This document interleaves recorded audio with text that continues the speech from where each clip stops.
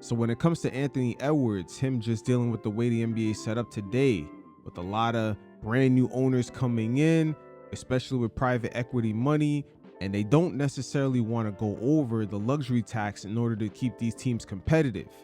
Edwards has seen his former teammate Karl Anthony Towns previously get salary dumped onto the Knicks in order for the Timberwolves to make that transition with Alex Rodriguez and his business partner to take over the team, while at the same time, they didn't necessarily use their own money to buy the team.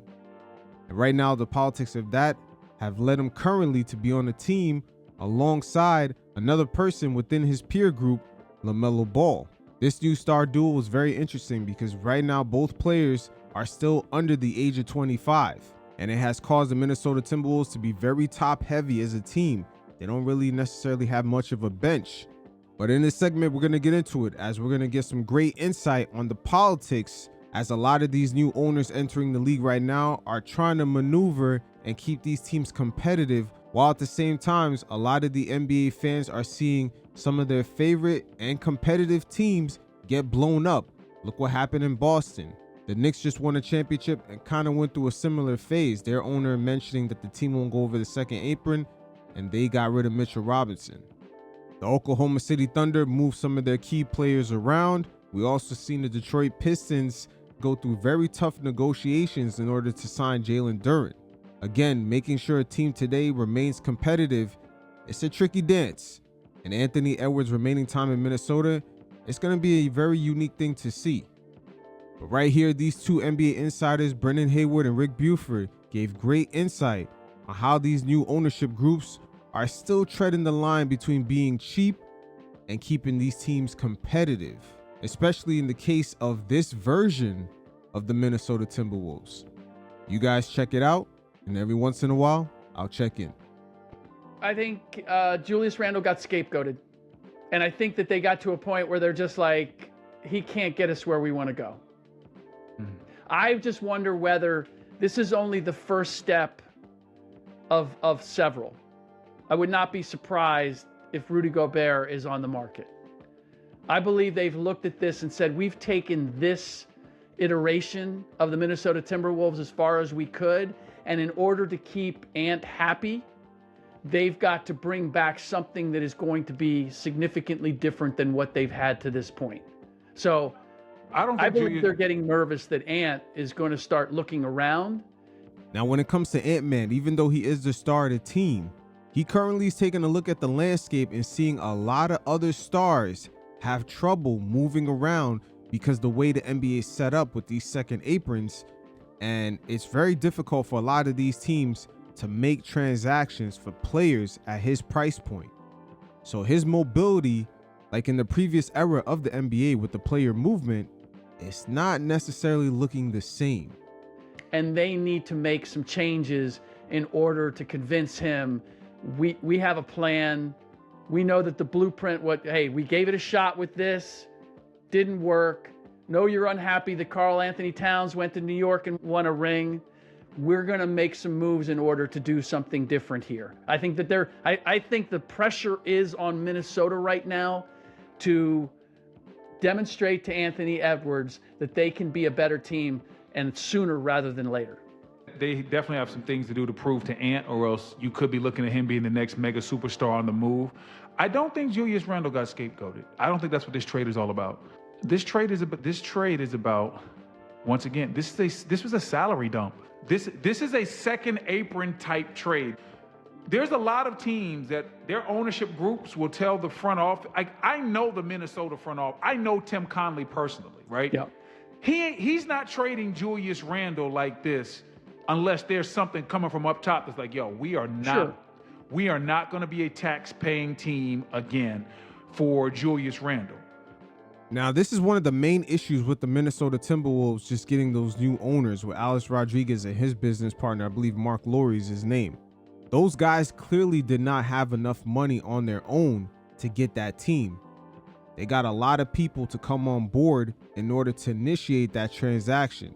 And for those of you that are watching the visual version, if you compare what the Minnesota Timberwolves are paying right now with LaMelo Ball being on the team versus Karl Anthony Towns when he was there, with them just being at over $218 million in total salary versus 202 current day.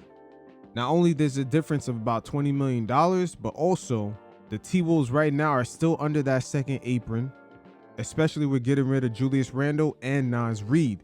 But at the same time, just for that $20 million difference, the way Karl-Anthony Towns spaced the floor for that team, you gotta wonder, you made the Western Conference Finals. Why not run it back one more time? Karl-Anthony Towns has a lot of value throughout the NBA, even if they end up losing the following season after making that Western Conference Finals. You could easily get rid of him because most teams are looking for a stretch five that possess the skills that he has. Again, you gotta wonder how Anthony Edwards is assessing everything that's going on, because he's seeing from year to year his team is fully being broken down, and the T-Wolves' new ownership definitely have gone the cheaper route. They even went as far as to firing a bunch of people that were in staff working in the stadium. Shit, the writing is clearly on the wall, but you gotta wonder how patient Anthony Edwards is gonna be going forward. Like, if you think about it, they had to attach a pick just to get somebody. That means you're a negative value player. When they gotta attach a pick just to get a team to take you, like, yeah, you gotta give. Hey, we gotta give up the number 28 pick. That says to me this was a cap shedding move. And if you really follow it, let's just look at the timeline, because most people will just look at the deal at face value. Here on behind the scenes, we like to peel back the layers on the onion. You draft Karl-Anthony Towns #1 however many years ago. He turns into an all-star player for you. You team him up with Anthony Edwards and things are looking bright. You say, okay, well, he's going to get paid X, Y, and Z. We don't want to have to pay that money. Once again, another salary type move. Without question. And they trade for Julius Randle. Julius Randle doesn't quite fit as well as Karl-Anthony Towns. The timeline is important, though, because they were in the process of selling the team.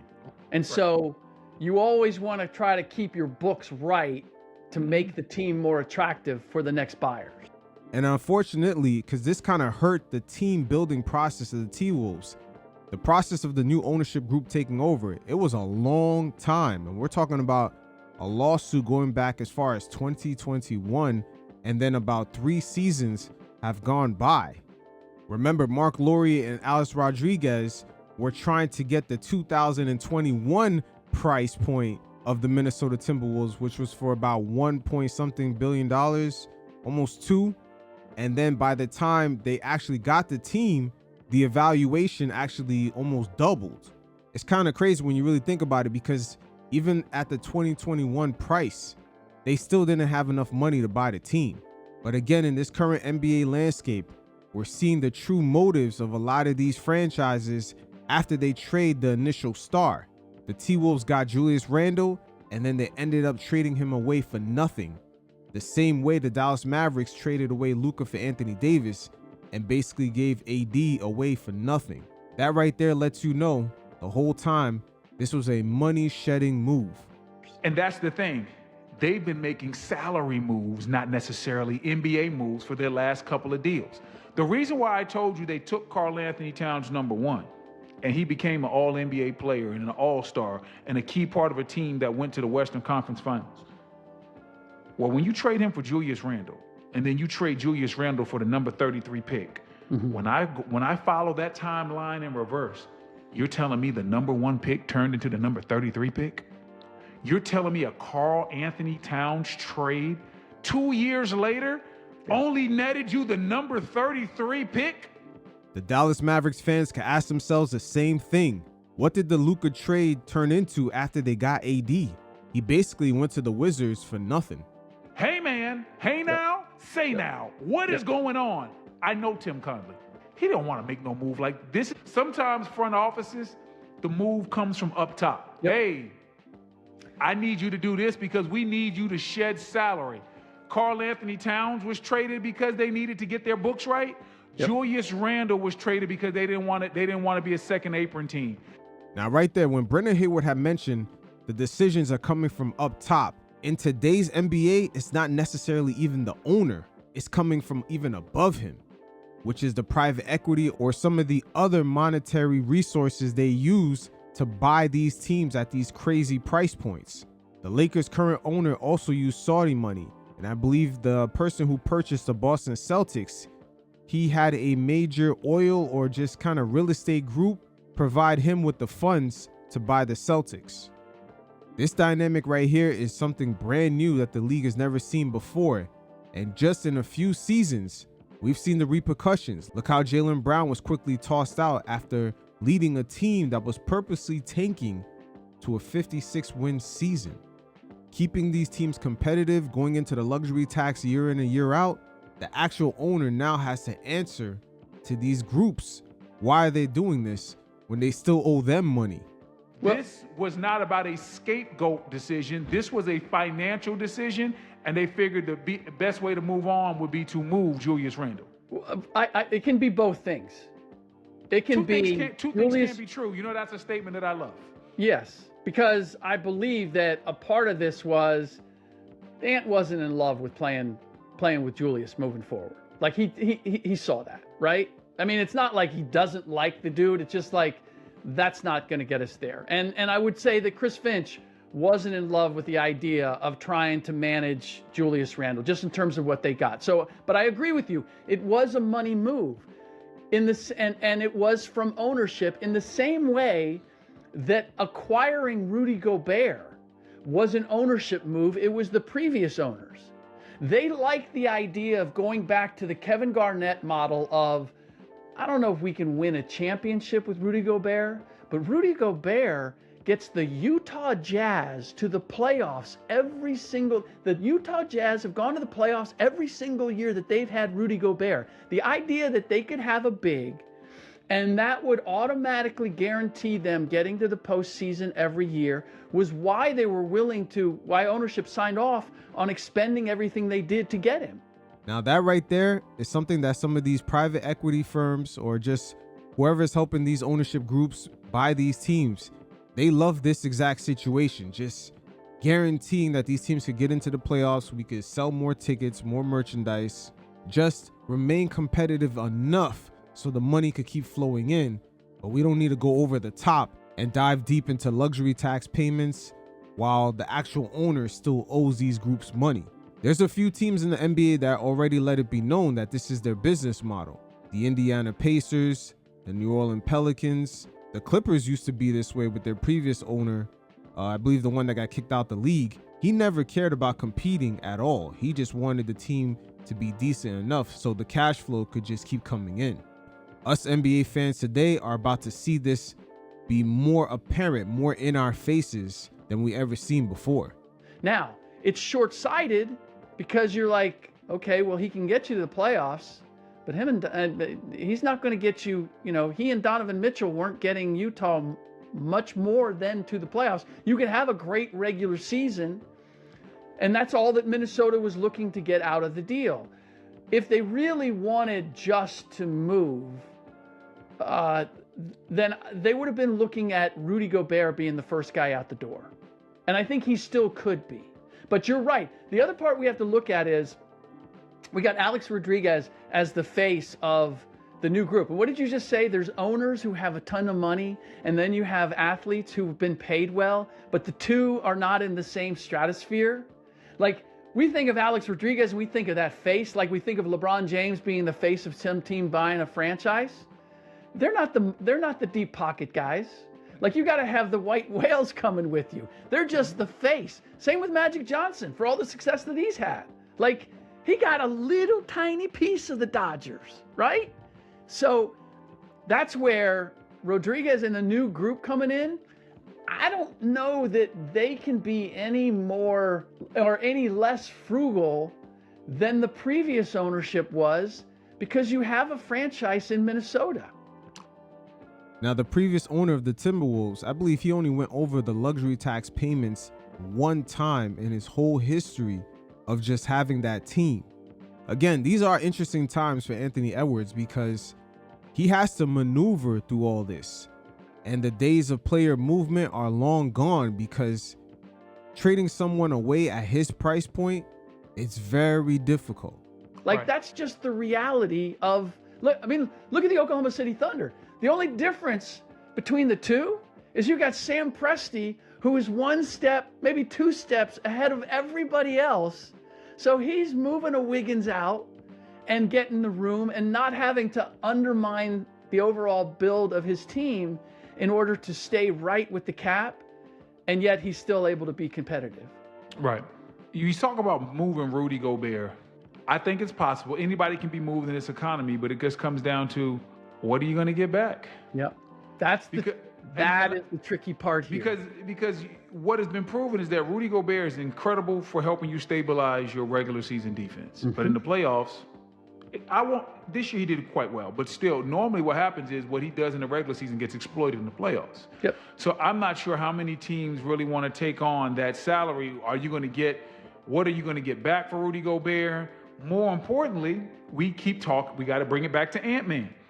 When you trade Karl Anthony Towns for Julius Randle, and then you trade Julius Randle, all you get back is the number 33 pick. Ant-Man's not dumb. He knows you just made my life harder. Whether he loves Julius Randle or not, you took a piece off this team that was able to score 20-plus points per game, and we can run offense through. We lost Nickeil Walker-Alexander the year before that. We did the Karl Anthony Towns trade. Now he's a champion in New York, and I'm not. And also with them trading Karl Anthony Towns away, they got Julius Randle and Rudy Gobert, where the spacing is not the same. Those guys both operate in the paint, and it has made life for Anthony Edwards a lot more difficult on the offensive end. He's keeping score. You move Julius Randle and don't bring the right pieces back, Ant-Man's going to be the guy that's demanding the trade like Giannis did. Yep. And Minnesota got to know that. They got to feel it. If I can see it, it's on the horizon. I know they can see it. So Minnesota right now, what they're doing over the next year and some change is pivotal, because as San Antonio continues to improve with their young guys, OKC still going to be OKC. I think with Denver's healthy, Denver's still going to be a force to be reckoned with. Also, the Houston Rockets, as well as the San Antonio Spurs and the Thunder, all three of those teams, they have the draft picks of the Dallas Mavericks for the next 3 years. All swaps. That right there is really one of the biggest elephants in the room, because the Mavericks were supposed to be a competitive team, and that Luka trade really threw a lot of things off balance. As these teams just continue to evolve, if you're not evolving, you're getting left behind. And if Ant-Man senses that, we could be looking at him in a year and a half saying, yo, man, Minnesota, I gave you what I gave you, but I'm ready to move on. Also, here's another interesting dilemma with LaMelo Ball. The Charlotte Hornets low-key made a good move in trading him right now, because he had a trade kicker for about $1.5 million. Now, if you start trading him after this season, his bonus because of that trade is going to be over $13 to $14 million a year. If this star duo does not work out, the T-Wolves, oh man, they may have a lot of second thoughts, with ownership already being cheap, of trading away LaMelo Ball. Yep. No, I agree. I also believe that these new rules, these stringent rules, the one thing I was questioning is, why are all these teams coming up for sale? Now, some cases, Portland, it was Paul Allen dying and Jody Allen never really wanting to run the team. She was just looking to sell it. But I still wondered, why is Mark Cuban getting out? Why is Mark Lasry leaving the Milwaukee Bucks? And there's various elements behind the scenes that contributed to it. But if you look at the pattern for all those owners that were just mentioned, they all sold the teams right before their superstars had a mega supermax contract extension coming up. Giannis, Luka, the list goes on and on and on. But a big part of it is these new rules make it less fun to play with this team. You either paying exorbitant tax, it's costly, and it's not as much fun because your hands are tied. You can't just buy your way to a championship, which is like the Steve Ballmers come in and they're like, hey, I got deep pockets. Let me see if I can go buy my way to a championship. And the new rules don't allow it, and they got enough money to go do other things, so they're like, maybe this isn't the thing for me. Yeah, the new rules make it harder, even when you win. Like, look at what the Knicks right now have won a championship. They're already trying to figure out, okay, how are we going to bring this guy back? How are we going to get Karl Anthony Towns re-signed? Okay, who's got to move on? Like, this ain't like no, they're thinking about who we have to let go. Exactly. This ain't like when you look at when the Boston Celtics, hey, man, they realize, hey, man, we got to let Porzingis go. We got to let Drew Holiday go. OKC is right now trying to figure out, okay, we know Cason Wallace is not coming up this year. We're going to have to pay him next year. What are we going to do with Lou Dort? I think Hartenstein has a player option. We probably want to keep him, but what are we going to do after that? Like, they're trying to figure, these teams are really now trying to figure out in real time how to move, basically, how to have something in place when they have to move off of guys that they've already put a lot of time and money into because they can't afford to keep them. Yeah. Someone told me when it came to the Thunder, which makes perfect sense from what I know about Sam Presti, is that Sam has always told guys, look, you may not stay here. I'm gonna get you paid. But I'm gonna get you paid. That's how you motivate a young guy. You tell him, listen, I know you might turn on the TV and you see your boy over there playing 30 minutes a night and you only gonna get 15, but we gonna win. Mm-hmm. And when it's time for me to extend you, I'm gonna pay you like you, because I know you're supposed to be getting the 30 minutes. Now, you might not stay here. I can't guarantee you're gonna be here for 8 years, but I'm gonna pay you. Yep. And that's one thing that Sam Presti has told his young team. And to a man, almost everybody has gotten paid. Lou Dort got paid, Chet got paid, J-Dub got paid, SGA got paid. You know what I'm saying? Now, we don't know if they're gonna stay there. In the next couple, as that tax bill gets higher, certain guys are gonna get shipped out. Yep. Certain young guys like AJ Mitchell that are on rookie deals are gonna get, their roles are gonna get propped up more. That's the business now. The business now, what these playoffs and what this free agency and what these early trades are telling me is the best GMs understand how to be a year to 2 years ahead of this new luxury tax, this new tax threshold. Because when you got a guy that's making this, you need to have another young guy that's coming up where you can be like, you know what? Thank you. We love what you were able to do, but we're not going to pay you $30 million. We're going to move on from you. And we have a young guy that has 2 more years on his rookie deal that's ready to step in. That's the move. That's what you got to be. And right now, Minnesota's trying to figure that out on the fly. And I'm not going to lie, the T-Wolves, it's not a bad start because that contract they put AO under for about $20 million a year to about 25, that's a pretty good deal. And low-key, that's a move the Lakers should have made, trading for him and extending him for that price point, putting him alongside Luka. That would have been a perfect fit. But kudos to the T-Wolves. That was a great move. Again, when I look at the Western Conference, I look at what they're trying. This really feels like we got to do something to keep Ant happy. And almost like Carmelo Anthony in Denver when they went and got Allen Iverson. Oh, let's go get it. He hasn't had a chance to play with a bona fide star. Let's go get him a guy that he can connect with and all of that. And you looked at it and you go, okay, you know, in a fantasy league, that might work. On paper, that might work. In reality, I don't know if that's going to work. I'm not in love. I understand why they did it. They needed a playmaker. We've talked about that, right? They desperately needed another playmaker.